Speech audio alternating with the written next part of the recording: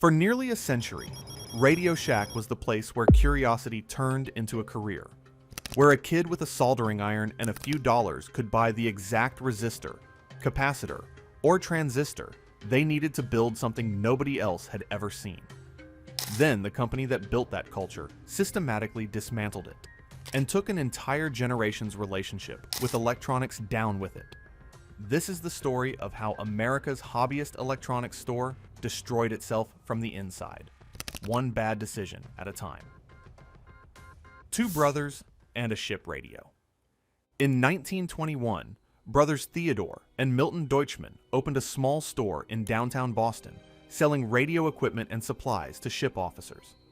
That was the entire original business, a niche operation serving the very specific needs of maritime radio operators who needed specialized parts that ordinary retailers had no reason to stock.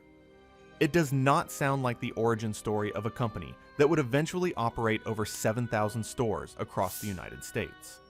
But that narrow, technical focus on hard-to-find electronic components was the foundation of everything RadioShack would become. The company understood from its very first day in business that there was a customer base, engineers, hobbyists, tinkerers, who needed access to specific parts that mainstream retailers simply did not carry. Over the following decades, RadioShack expanded from that single Boston storefront into a genuine national retail network, eventually becoming part of the Tandy Corporation. The expansion strategy was consistent. RadioShack stores spread into cities and towns across America, each one stocked with the same core promise. If you needed a part to fix, build, or modify something electronic, RadioShack had it, or could get it. By the 1960s and into the 1970s, RadioShack had built a genuine cultural position. It was not the place families went to buy a new television.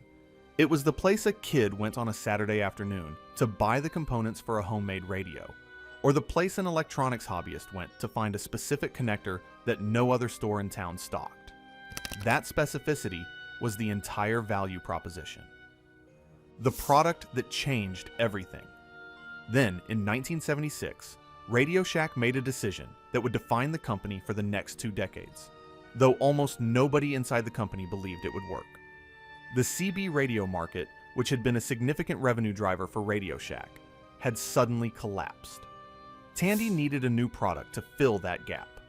At the same time, some of the company's own electrical engineers had been quietly buying something called the MITS Altair 8800, an early computer kit with no keyboard, no monitor, nothing that resembled what people would later think of as a personal computer. It was raw, difficult, and accessible only to people with serious technical knowledge. A Tandy executive named John Roach noticed the growing buzz around these machines and decided the trend was worth investigating. The team made a decision that no other company had attempted at that point. Instead of selling a build-it-yourself kit like the Altair, they would sell a fully assembled microcomputer. Keyboard included, monitor included, programming language included, ready to use out of the box. They hired a young engineer named Steve Leininger, a member of the legendary Homebrew Computer Club, to design it. When the team presented their concept to leadership, the skepticism in the room was almost comedic. Executives debated how many units to even manufacture, eventually settling on a production run of around 3,000 units, roughly matching the number of RadioShack stores in operation at the time, just in case the entire venture turned out to be a complete failure. Leininger, the engineer who had designed the thing, predicted they would sell 50,000. His own boss responded with a single word that has since become legendary in tech history retellings: horseshit. On August 3rd, 1977, the TRS-80 launched at $599. The press largely ignored it. The public did not. Orders flooded in immediately. RadioShack stores were back-ordered for months. By the end of the first year, the company had sold roughly 55,000 units, more than Leininger's own prediction, and far beyond what skeptical leadership had believed possible. By the end of that first year, Tandy held an astonishing 60% of the entire personal computer market. The TRS-80 alongside the Apple II and the Commodore PET, became known as one-third of the legendary 1977 Trinity that brought personal computing out of hobbyist garages and into ordinary American homes. The secret weapon was not just the product, it was distribution. RadioShack had thousands of stores already standing, already staffed, already trusted by exactly the kind of customer who might want a computer. Apple and Commodore had to build retail relationships from scratch. RadioShack already had the entire infrastructure sitting there, waiting to be used. The empire at its peak. Through the late 1970s and into the 1980s, RadioShack rode this momentum into a position of genuine dominance. The company expanded its computer lineup with the Model 2, then later models, and for years, Tandy remained the largest personal computer manufacturer in the world. Not just selling its own machines, but building computers under contract for other major companies, including Digital Equipment Corporation, Olivetti, and Panasonic. By the time the company hit its full stride in the 1980s and 1990s, RadioShack was operating well over 7,000 stores, generating around $3 billion in annual revenue at its absolute peak. The chain had become genuinely synonymous with consumer electronics in the American imagination. Walkie-talkies, batteries of every conceivable size, realistic-looking remote-controlled cars that fascinated an entire generation of kids. And underneath all of that, in drawers and bins along the back wall of every single store, the actual electronic components. Resistors, capacitors, connectors, soldering equipment that had been the foundation of the business since 1921. This combination was the genuine magic of RadioShack at its best. You could walk in for a roll of electrical tape and walk out having had a genuine conversation with a staff member who understood exactly what you were trying to build and could point you toward the exact part you needed. That kind of embedded technical expertise inside a retail environment was nearly impossible to find anywhere else in American retail. But the seeds of the collapse were already being planted, even at the height of the company's success. The first retreat, abandoning computers. RadioShack's own computer line, the product that had defined the company's identity for over a decade, began losing relevance starting around 1982. IBM's entry into the personal computer market, followed by an explosion of IBM-compatible machines, and Apple's increasingly sophisticated Macintosh line, made the TRS-80 platform look increasingly dated. The machines were sometimes mockingly nicknamed the Trash 80 by users frustrated with software glitches, radio interference issues, and the lack of lowercase letter support that made the early models feel amateurish compared to emerging competitors. RadioShack kept manufacturing computers through the 1980s, but the platform's market share eroded steadily as the broader PC industry consolidated around IBM-compatible architecture. By 1993, the company made a decision that would prove to be the first in a long pattern of strategic retreats. It stopped making computers entirely, citing low profitability in computer hardware manufacturing relative to the rest of the business. This decision, viewed in isolation, was defensible. Hardware margins were genuinely thin, and competing against IBM and Apple at scale was an increasingly difficult proposition for a company whose core strength had always been retail distribution rather than cutting-edge engineering. But it represented something larger. The first time RadioShack walked away from the technological frontier rather than fighting to stay on it. The company that had once defined the personal computer revolution was now choosing to exit it. The pivot that killed the soul of the store. With computers gone, RadioShack needed a new growth engine. It found one in the rapidly expanding cellular phone market of the 1990s and 2000s. On the surface, this looked like smart strategy. Cell phones were the fastest growing consumer electronics category in the country, and RadioShack already had thousands of physical storefronts positioned to sell them. The company aggressively pursued wireless carrier partnerships, pushing staff to prioritize phone sales and the lengthy account sign-up processes that came with them. But this pivot came at a brutal cost that the company's leadership consistently underestimated: The hobbyist customers, the engineers, the tinkerers, the kids building their own projects, the people who had been RadioShack's actual core constituency since 1921, found their beloved components increasingly shoved into smaller sections, dustier drawers, less prominent shelf space toward the back of stores that were now organized around phone displays and accessory walls. These customers did not complain loudly. They simply stopped coming. And the new customers RadioShack was chasing, people who wanted a cell phone, had vastly better options. Dedicated wireless carrier stores offered better expertise on the specific products RadioShack was now trying to sell. Big box retailers offered better prices through scale that RadioShack's smaller format stores could never match. RadioShack ended up competing in a category where it had no structural advantage whatsoever, while simultaneously abandoning the category where it had genuinely unique expertise that no competitor could easily replicate. Missing the internet entirely. While RadioShack was busy reorganizing its stores around cell phone sales, an entirely different threat was building that the company seemed almost willfully blind to. Amazon launched in 1994. By the time RadioShack finally launched its own e-commerce operation in 2000, Amazon had already spent 6 full years building logistics infrastructure, customer trust, and a fundamentally different relationship with how Americans shopped for products. 6 years is an enormous head start in any industry, and in the specific case of electronics components and hobbyist supplies, products that are inherently easy to describe, catalog, and ship without ever needing a customer to physically handle them in a store. That head start was close to fatal. The hobbyist and engineering customers RadioShack had spent decades cultivating were exactly the demographic most comfortable shopping online early. These were technically literate people who had no hesitation ordering components from a website rather than driving to a physical store. And once companies built specifically around serving that community with deeper catalogs and lower prices than any physical retail footprint could support, RadioShack's remaining hobbyist customer base had genuine reasons to leave that had nothing to do with loyalty and everything to do with practical necessity. RadioShack had operated more physical locations than almost any retailer in America.